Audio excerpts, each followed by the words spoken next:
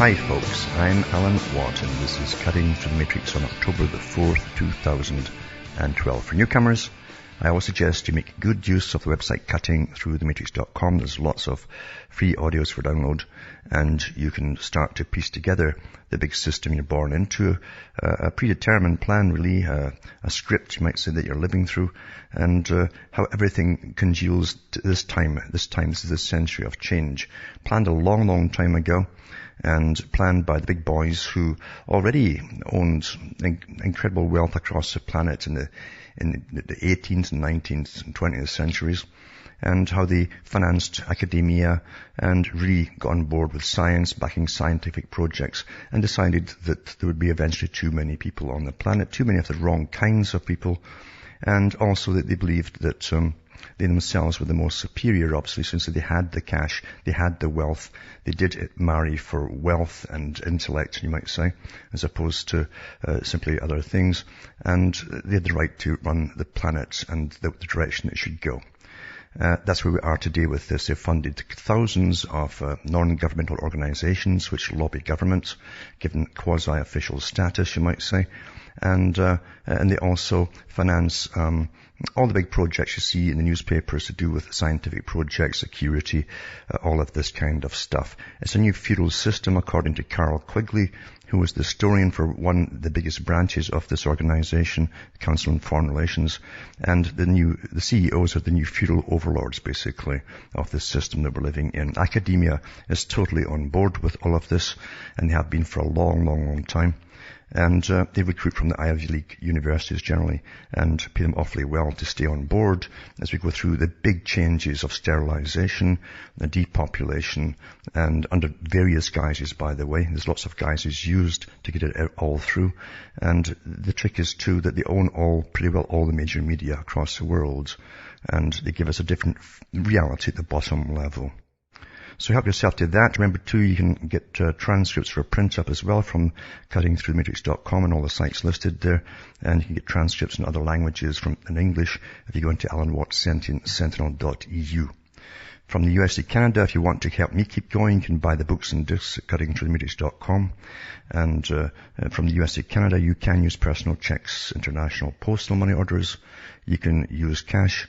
You can use PayPal, and donations are really, really awfully welcome, because I don't bring on sponsored guests who sell you things and so on. And across the world, as I say, you've got Western Union, MoneyGram, and PayPal once again. But the reality that you're living through is quite something, because I've watched this for years and years and studied into it when I was very, very young.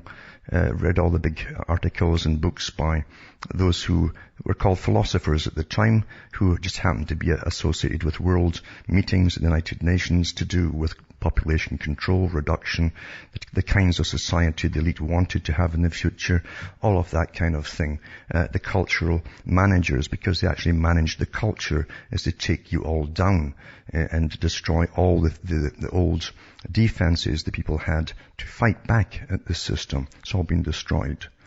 And we're now at the chaotic stage of dysfunction, and government steps in with countless agencies to manage this dysfunction, of course, and the fallout from it. And the thing is, though, generation by generation, we think it's all quite natural because we adapt so quickly to it. And people still, when they're studying all of this stuff, and they get proof and more proof and facts, etc., from the big boys themselves and their own writings, a lot of folks still have a hard time believing that they have no say in this system. But unfortunately, that's how it really is. And that's why they still vote. Back with more after this break.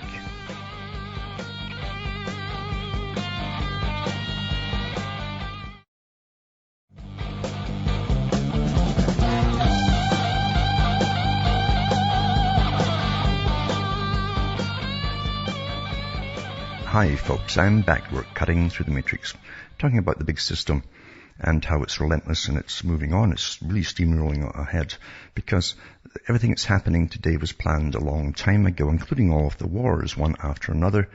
endless wars, perpetual wars, constant conflict, they call it in the military, and we're going through it all today. It isn't just conflict on the nations. There's more to go, of course, after the Middle East, but they also want to standardize other countries across the world, and they also want to standardize the cultures back home to fit a global society, not for the people's benefit, mind you, but as a part of control for the process of taking us all down uniformly, basically. That's how it's done.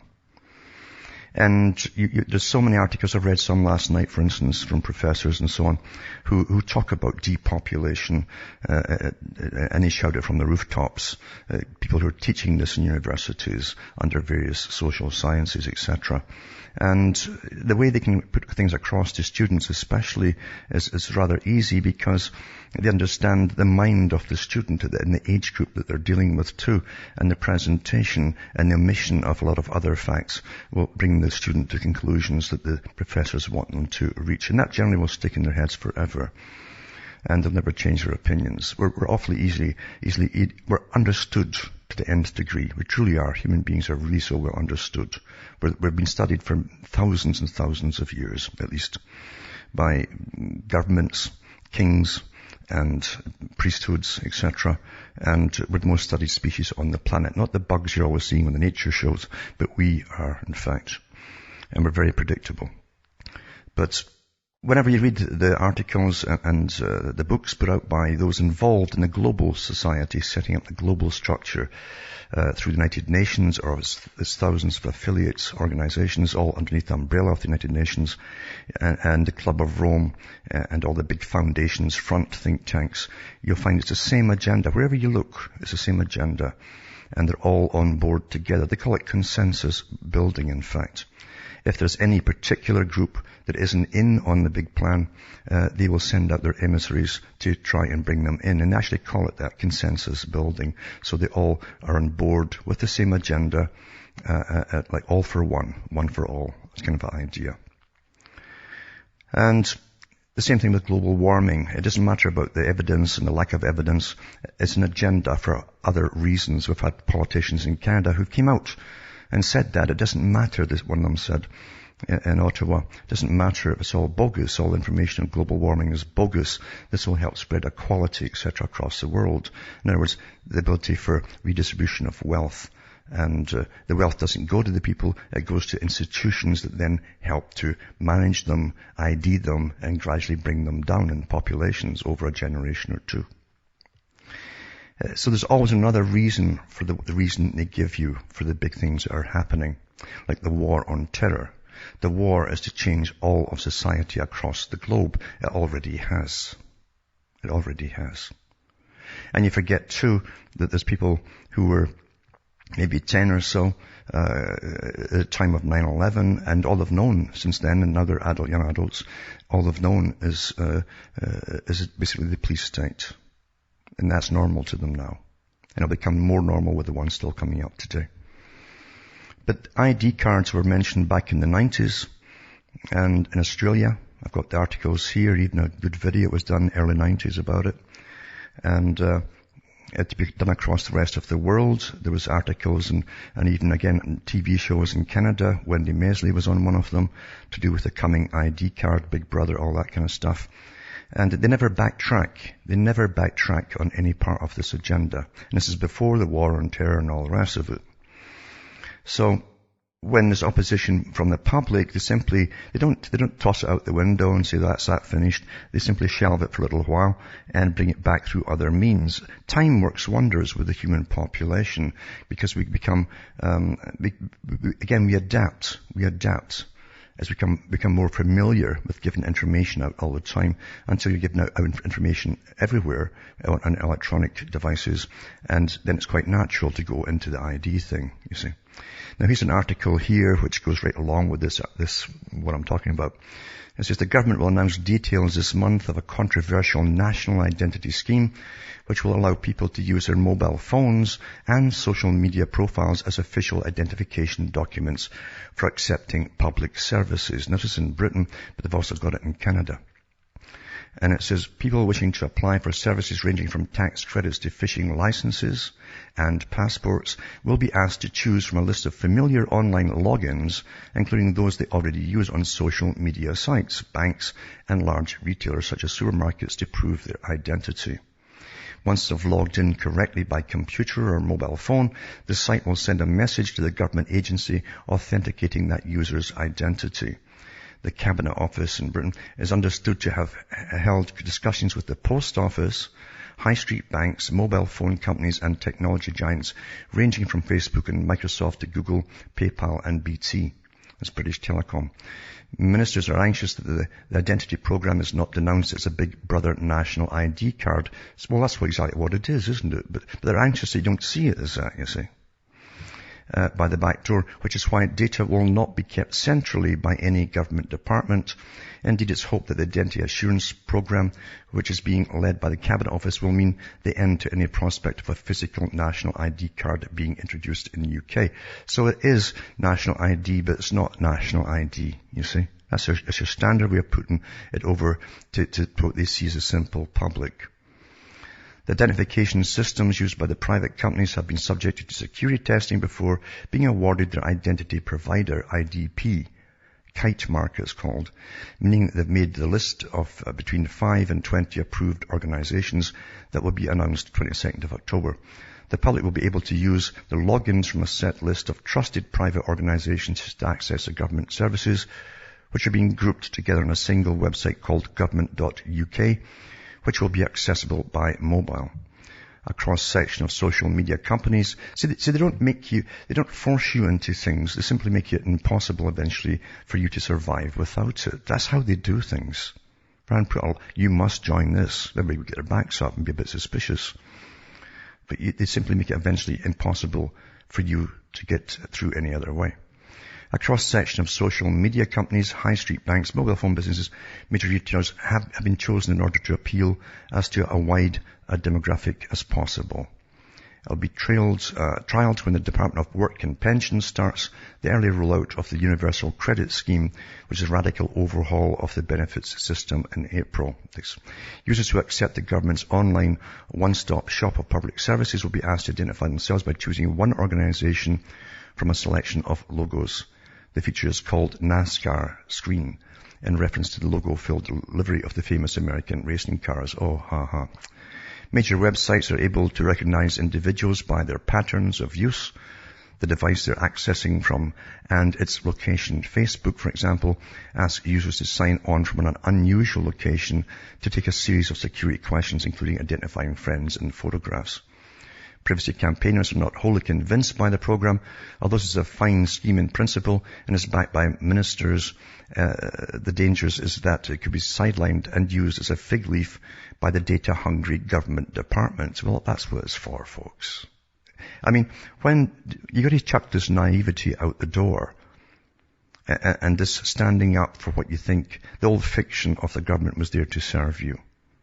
You got to stop all this stuff and see if things for what they really, really are.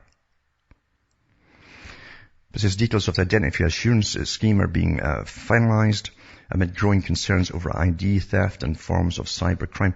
Foreign Secretary William Hague and Cabinet Officer Minister Francis Maude, at the head of the Identity Assurance Programme, will today meet international experts at the Budapest Conference in Cyberspace, and Mr. Maude will give a keynote speech. The Cabinet Office believes its new ID model will prevent login fatigue from having too many usernames and passwords and save public money by increasing trust in online services. Now, Britain, there's hardly a month gone by that says it hasn't had a government agency being hacked. It's been a disaster. But it doesn't matter. It's got to go ahead regardless. Everything in the system that's a must-be will get rammed ahead, from global warming to everything else, because that's the plan, folks. That's just simply the plan.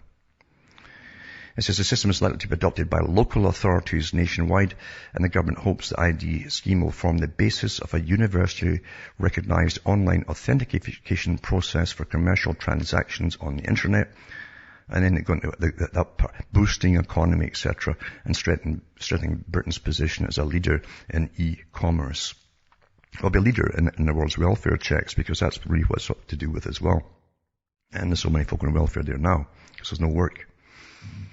This is in recent weeks, the Cabinet Office's Government Digital Service has backed a UK working group of the Open Identity Exchange, set up in America to bring organizations including Google, AOL, PayPal and Experian together to find a simple method of online verification that doesn't require multiple passwords.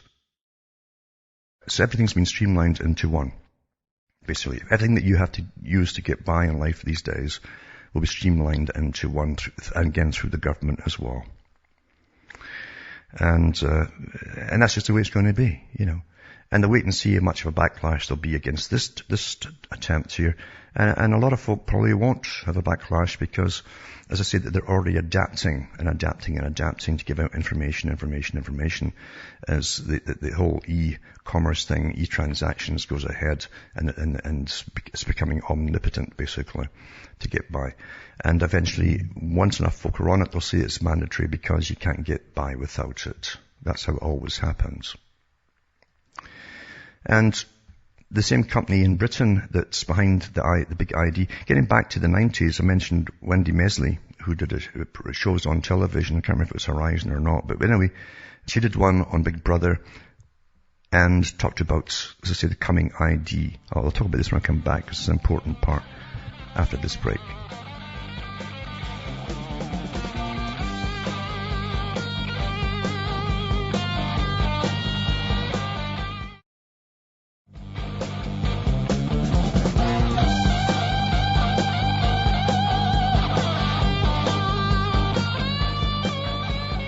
Hi folks, I'm back cutting through the matrix, and just after talking about the ID scam, of course it's coming. It's mandatory basically, it's coming, there's no way about it, it's all coming. And they're talking about using Facebook and Google and all the rest of them. Here's an article right here too. Same day, new privacy fears as Facebook begins selling personal access to companies to boost ailing profits. The changes mean that companies can track you down on Facebook every time you buy something. So everything that you do as you go through this government thing I just read there, and through Facebook, etc., is being monitored by a whole bunch of companies, including government itself. Measures have sparked calls for official investigation by campaigners who claim the public have not been properly notified. Well, they don't have to notify. They're a private company, can do what they want. Facebook claimed that there are safeguards attached to the new measures. And that's what the thing too, you've got to remember, it's like television or news, whatever you're being told from private companies, they're not officially there to tell you truth.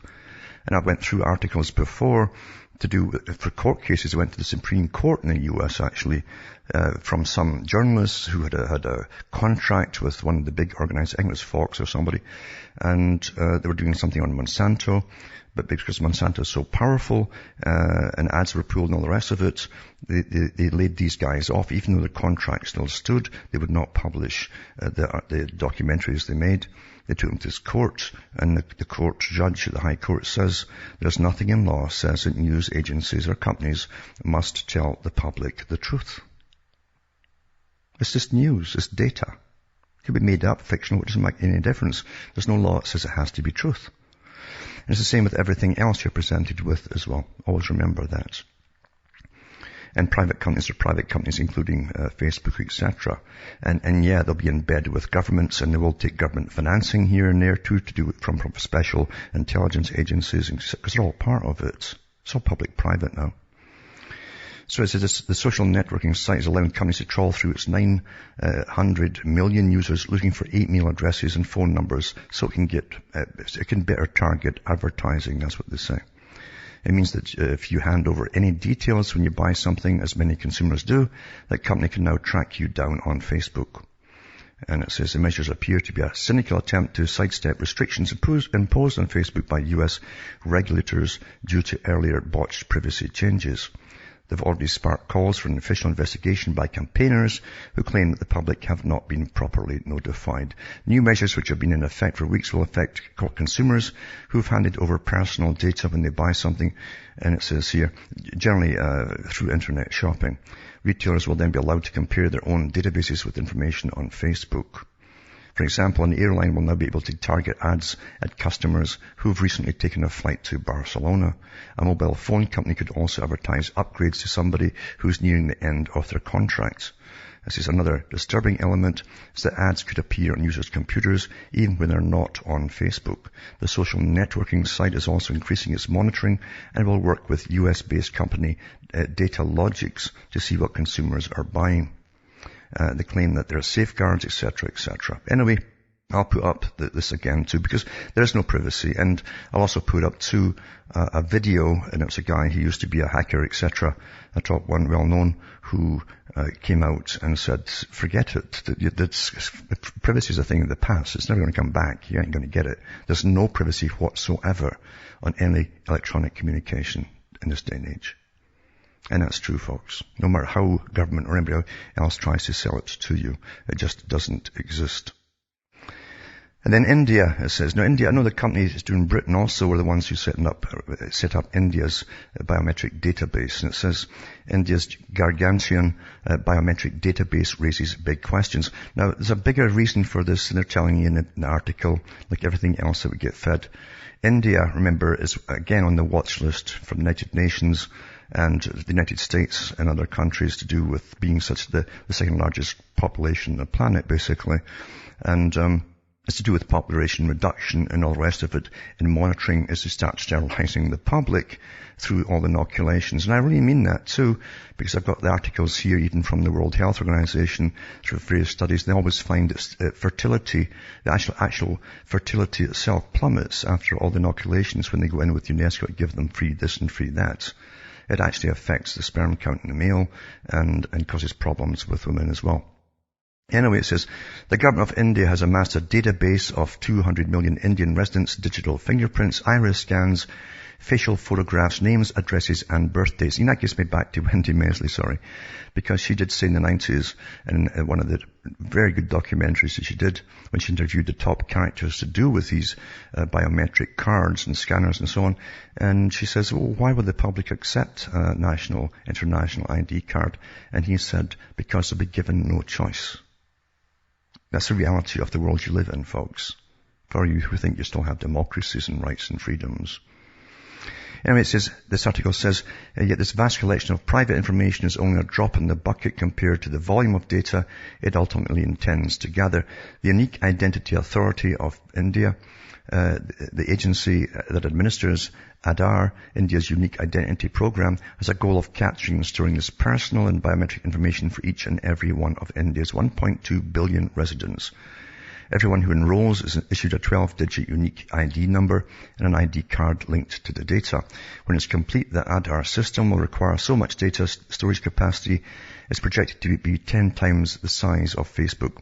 And while it's optional to enroll at the moment, the program is envisioned as the basis for new mobile apps that would facilitate everything from banking transactions to the purchase of goods and services, which could make it hard for individuals to opt out without getting left behind. Oh, don't be left behind. Where have we heard all that before? Back with more after this.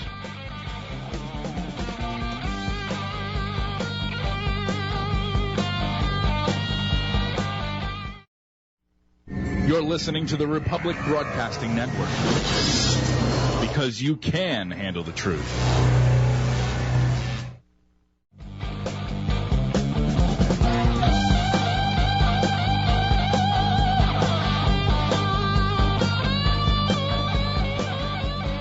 Hi folks, I'm back. We're cutting through the matrix and reading about the national ID cards that are rolling out across the planet. And really they're international, in fact. But it says they go in to explain how it's going to really help the poor. That's what they really care about in India if you study its history. They always care about the poor, and it would help delivery of services and all of that kind of thing. If you can find a service, good luck to you. But they're just trying to sell it to the people. But who's also involved in this too? Again, another kind of foundation NGO type thing, but it's based at UC Berkeley Center for Southeastern Asian Studies. Of course, everything that happens in countries is never made up in their own country. It's always outside interference. And they're involved in setting up this system for the whole of India. But see, that's a British company too, I think. Everything's international, isn't it? All these companies are international that are setting up the systems across the world. I'll put this link up tonight for those who want to see it, see what's coming to you as well.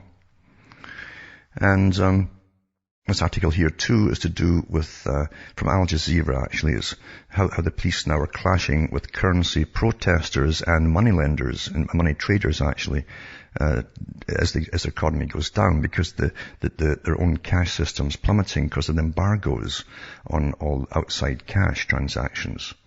So the Iranian riot police have clashed with protests in the capital Tehran over the collapse of the rial, the country's currency. It's lost a third of its value against the dollar in a week.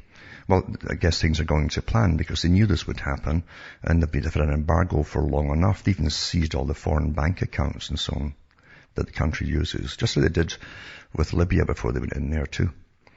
And it says it's the first sign of public unrest over the plunging currency. It says the fall of the rial, which has now lost more than 80% of its value compared with a year ago, with 17% of its value shed on Monday alone, has been largely blamed on Western sanctions imposed over the country's nuclear program. At least that's the excuse they're giving you. The rial slipped another 4% on Tuesday, and so on and so on. But to say that they're arresting all these money changers that are there as well, who are making a big killing using foreign currency, etc., etc., etc. It's like Rothschild said, that's when you meet your biggest profit, when the blood is flowing in the streets. And there was times of crisis. And the police in Ireland, the Gardaí, are buying a million rounds, at least 1 million round of ammunition. I'll put that up tonight too, as they get all geared up for the coming riots and so on, and austerity.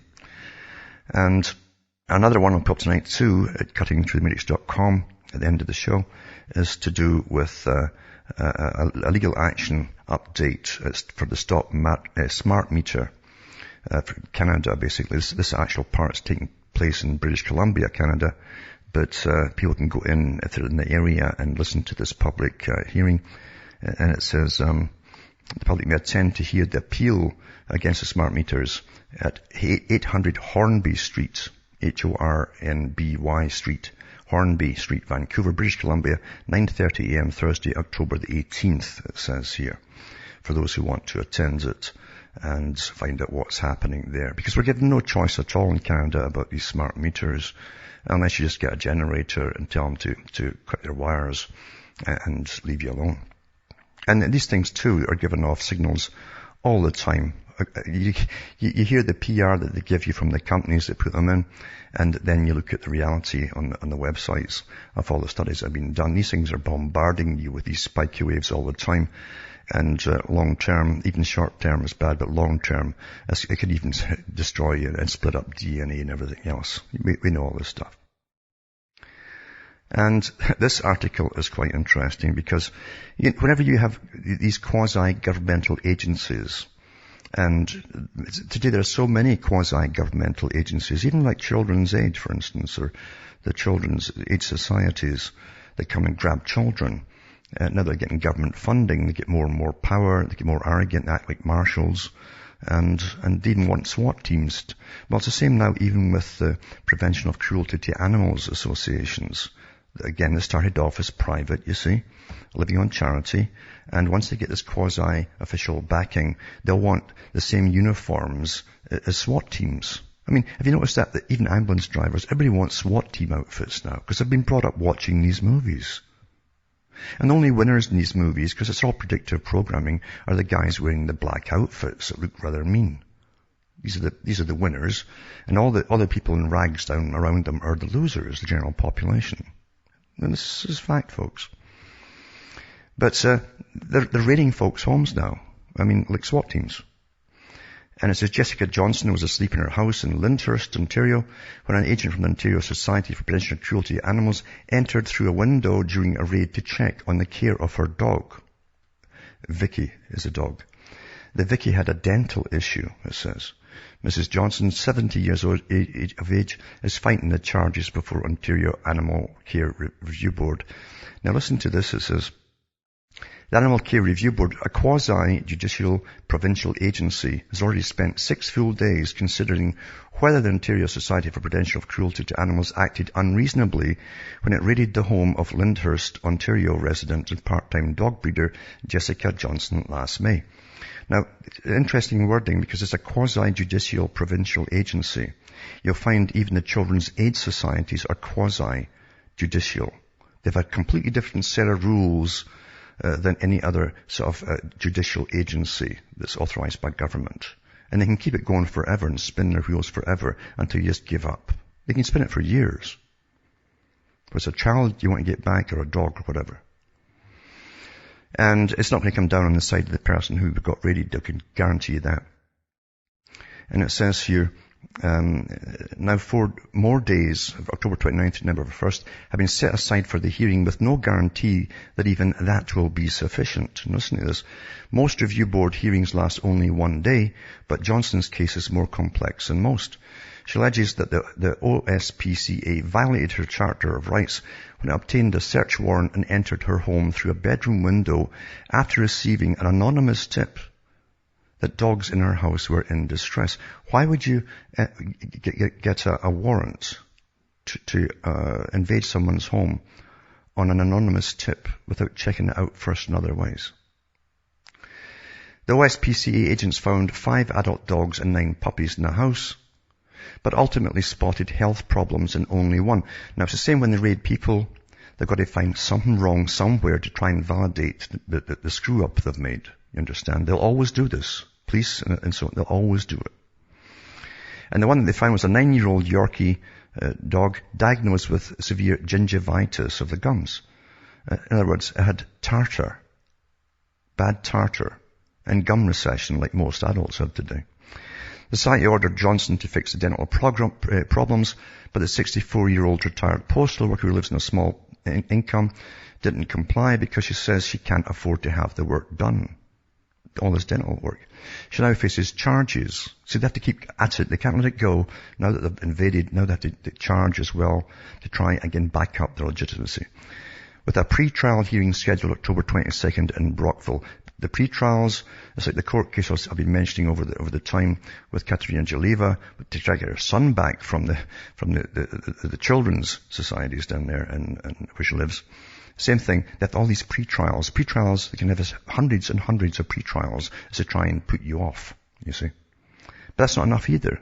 It says, as the proceedings have gone well past the point of proportionality with respect to the matters at issue, it said despite Ms. Johnson's right to justice, the procedure is effectively serving as a barrier to justice. Of course we would say that. And it says the OSPCA is a private charity. So charities now are invading your homes, right? That's been given enforcement powers by the province. It raises most of its $20 million a year budget. This is for Ontario alone. Through donations, but in 2010, provincial, municipal and federal governments contributed $3.6 million to its operations. So it's an expanding business. Any agency you set up, once it starts getting funding from government and local government and central government and so on, it's now a going concern. And they start flexing their muscle. And the more charges they can lay on around their whole area, the more cash they'll have to demand next year. Oh, look at the work we've done. We've got 1 dog with gingivitis, you see. But that's not enough. The guy that they hired to represent them for the OSPCA to represent them is one of the top lawyers in Canada, basically. He's done all the top criminal defenses for top people, which often goes into the millions of dollars to pay him. And that's a guy called Ruby. And now even the people this board they set up to listen to the inquiry, they don't know what they're doing. They're asking Ruby, who's defending the OSPCA, for advice. So you know where this is all going. It's a con game, or a racket. But I'll put this up tonight as well for those who are interested. But this is an example, as I say, once you give them uniforms and outfits, and they want it to be like the SWAT teams, then away they go. And God help everybody else. It's human nature, folks. We live with very mature people who've grown up watching dozens and hundreds of movies like this.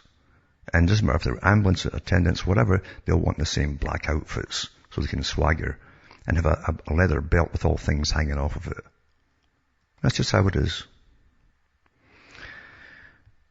Now, if you want to hire Al Gore to give you 75 minutes environmental spiel, it costs you $100,000 for 75 minutes, plus travel, plus the hotel costs, plus his security teams, and various other daily expenses. This is Gore's standard speaker's contract, a copy of which you'll find here. I'll put this up tonight too in the link. Stipulates that the Democrats' ground transportation be a sedan, not an SUV. Additionally, Gore requests that speech sponsors make every effort to use a hybrid vehicle for his transport, just for show, you say, PR.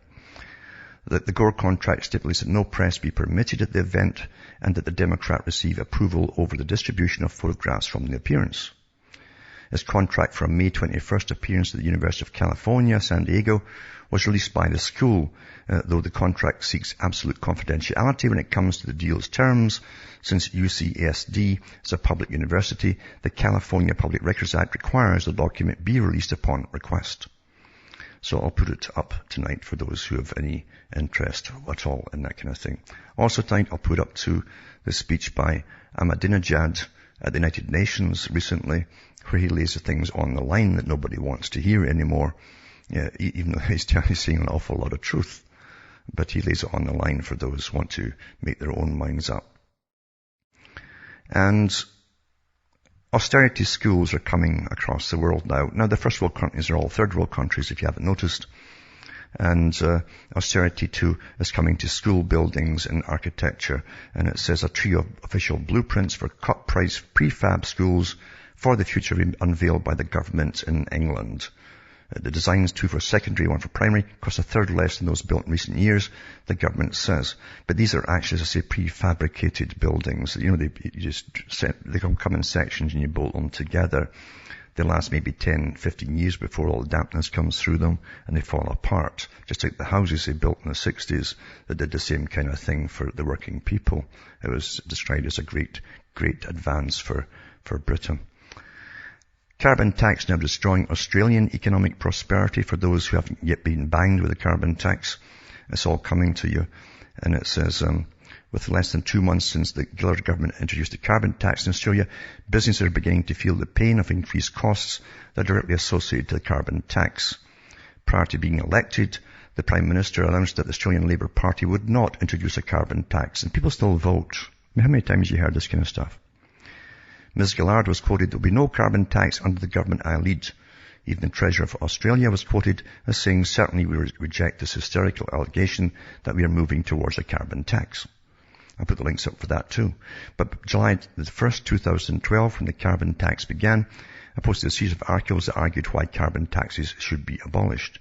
Now that Australians have been paying carbon taxes for almost 2 months, evidence of the abolishment of this economically destructive tax is now clearer than ever. And it has a whole list of things and businesses laying off people all over the place, and how it's put up the prices of pretty well everything to incredible costs and electricity and so on and so on and so on. Everything that was expected, of course, is happening. I'll put that up too. Now, another thing too, for those who haven't quite caught on, and I remember this back in the early 90s, I noticed that there's chemicals, for instance, that were industrial chemicals that had always been banned from public use and suddenly appeared on different supermarket shelves for cleaning at home. And I thought, well, why would they be doing that? Because they know what it causes, etc. And the public aren't trained in the use of this, or even had lectures in just how toxic these things are. And I thought, well, they want to bring the populations down. We're in the age now where any and every means possible to bring the populations down is already underway. It's cancers you can't keep up with them. I've talked to surgeons and they say that there's no names for so many of the cancers that are just popping up now. They don't even have, there's so many popping new types all the time. They can't keep up with names for them. But this is another way they're doing it too. We also there's countless studies on cell phone towers and what they do to you and the Wi-Fi and all the rest of it. Never mind your phones. It says, do you live near an unexpected cell phone tower?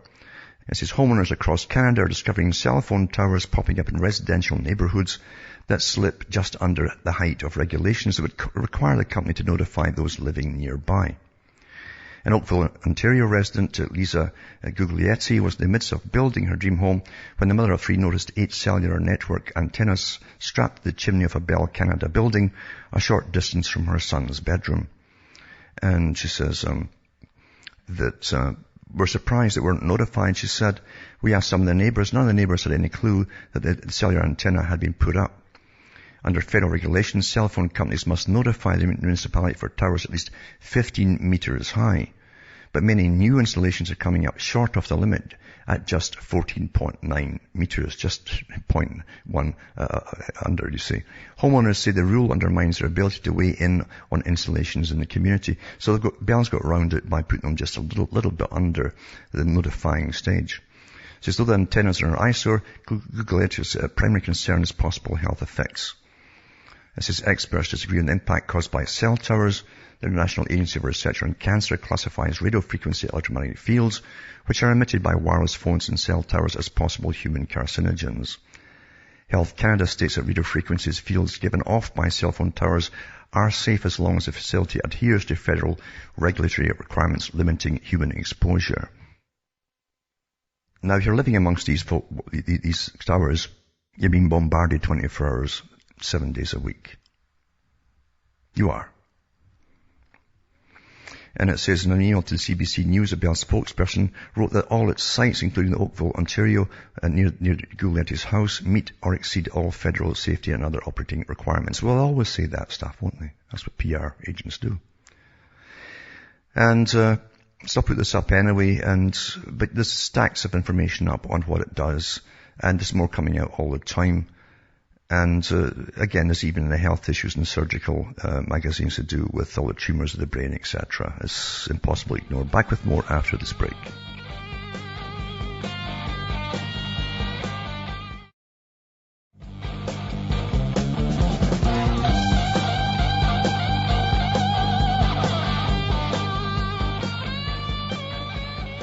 Hi folks, I'm back cutting through the matrix, and we'll go to Chris from Canada, who's hanging on the line there. You still there, Chris? Yes. Yeah, go ahead. Yeah, it's really funny. I've got a 10-year-old son that I'm trying to educate, because I think we all need to educate our children as to what's going on here. I think everything is a distraction until we fix the economy. Which is a very long story, and I spoke with that earlier with John. But he's watching a show right now, and he said, "Dad, check this out." And I said, "What's that?" And it's a show called Winging It. And it's Canadian, I think, or it might be American. Doesn't matter. And it's got this guy talking, and behind him is the all-seeing eye. And I'm thinking, wow, my kid, 10 years old, is getting it. Yeah. They're watching you no matter what. It just blows my mind when you really see the scope of it. Yeah, when you look at the DARPA's logo, I don't know if it's changed it, but the original logo they had for DARPA, the big agency for U.S. defense and so on, that's involved in really high-tech research and development to do with monitoring all of us. Its logo was a pyramid with the all-seeing eye, and with a beam of light coming down from the eye on all the little weeds below that represent the public. And these symbols are everywhere from all government institutions and agencies, and all private corporations as well. I watch the trains going by here every day, and you'll see all the corporate logos, and you'll see all the Masonic symbology there. And pretty well all of them. Yeah, it's fantastic. Yeah. I don't know. It's just, my wife, I think she's going to divorce me shortly, because I'm showing my kids what they should be paying attention to. Yes. And I don't think 99% of the parents out there are doing that anymore. They're just trusting the school system and... Yeah. And it's not the first generation to do that. You see, they started to really interfere, as Bertrand Russell said, will train the public, the children, through social indoctrination so well, he said, scientific indoctrination, that they won't listen to their parents anymore. But they'd also train the parents not to be so involved in their children anymore, and come to eventually train them that the state would be bringing up the children morally and so on. And that's happened step by step. It's happened right up to the present. And you're right, most parents hardly see their children. Just now and then, maybe at the table, if they even sit together at the table, and then they're off to their own rooms to play on the computer or whatever they're doing. and they don't spend time and say to the child, even though you're being taught all this stuff, remember, everything in this world has a spin on it to suit those who already run the world, not to suit you. And it's a hard thing to put across to a child unless you really take time and care on how to give examples of what you mean. But if it sticks in their head, they'll have a chance in the future, because the future is tumultuous. What's planned is tumultuous for the whole world, honestly. And we've not even gone into the full area. We're just at the brink of the real austerity program today, post-consumer, post-industrial, and into austerity. And big changes are happening. And those children who have more savvy, more knowledge of what's going on, are the ones who will come through it without cracking up and being drugged to help them get through it, basically. So good for you that you're taking time with the children. Everybody should be doing it. Thanks for calling. From Hamish myself from Ontario, Canada, it's good night to me. Your God or your gods go with you.